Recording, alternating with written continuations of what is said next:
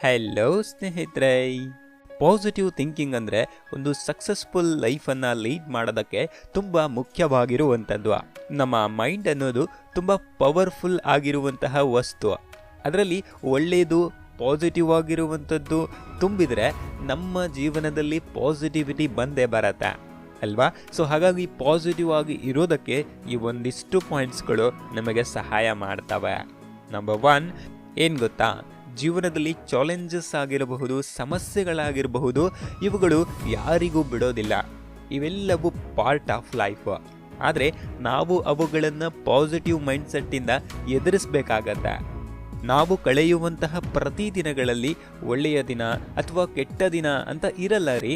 ಬದಲಾಗಿ ನಾವು ಅದನ್ನು ಯಾವ ರೀತಿ ಎಕ್ಸ್ಪೀರಿಯನ್ಸ್ ಮಾಡಿರ್ತೀವಿ ಅನ್ನೋದ್ರ ಮೇಲೆ ಅದು ಒಳ್ಳೆಯ ದಿನಾನೋ ಅಥವಾ ಕೆಟ್ಟ ದಿನಾನೋ ಅಂತ ನಾವು ನಿರ್ಧಾರ ಮಾಡ್ತೀವಿ.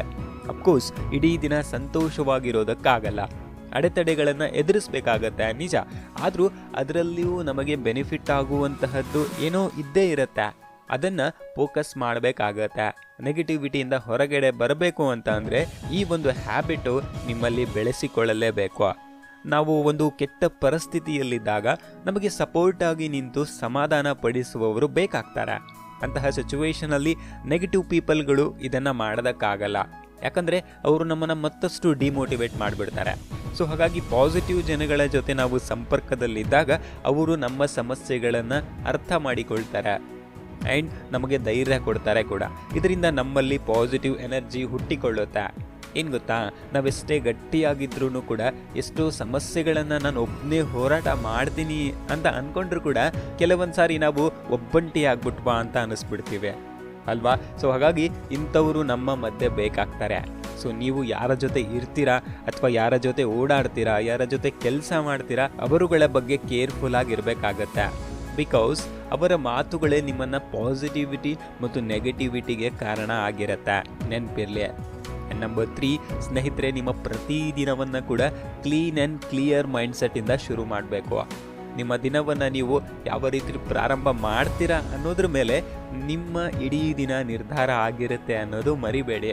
ಹಾಗಾಗಿ ಅಟ್ಲೀಸ್ಟ್ ನಿಮ್ಮಷ್ಟಕ್ಕೆ ನೀವೇ ಪಾಸಿಟಿವ್ ಅಪ್ರಿಮೇಷನ್ಸ್ಗಳನ್ನು ಹೇಳೋದ್ರ ಮುಖಾಂತರ ಶುರು ಮಾಡಬೇಕಾಗತ್ತೆ. ಈ ಅಪ್ರಿಮೇಷನ್ಸ್ಗಳು ಅಂದರೆ ಏನು ಅಂತ ನಾನು ಡೀಟೇಲ್ ಆಗಿ ಒಂದು ವಿಡಿಯೋ ಕೂಡ ಮಾಡಿದ್ದೀನಿ. ಅದನ್ನು ನೀವು ಆಮೇಲೆ ಐ ಕಾರ್ಡ್ ಮೇಲೆ ಕ್ಲಿಕ್ ಮಾಡಿ ನೋಡ್ಬೋದು.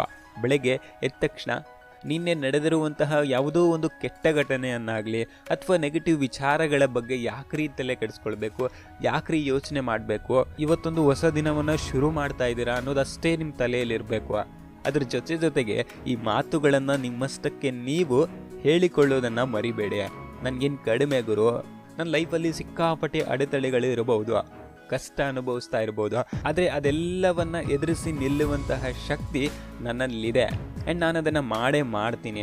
ಹೇಗೋ ನನ್ನ ಲೈಫು ನಡೀತಾ ಇದೆ, ಇನ್ನಷ್ಟು ಬೆಟರ್ ಆಗಿ ಮಾಡ್ತೀನಿ, ಅದಕ್ಕಾಗಿ ಈ ಒಂದು ಬ್ಯೂಟಿಫುಲ್ ಆಗಿರುವಂತಹ ದಿನವನ್ನು ಶುರು ಮಾಡ್ತಾ ಇದ್ದೀನಿ ಅಂತ ಹೇಳಿ ನಮ್ಮಷ್ಟಕ್ಕೆ ನಾವೇ ಬೆನ್ನು ತಟ್ಕೊಳ್ಳೋದ್ರ ಮೂಲಕ ಒಂದು ಪಾಸಿಟಿವ್ ಎನರ್ಜಿಯನ್ನು ಪಡೆದುಕೊಳ್ಬಹುದು ರೀ.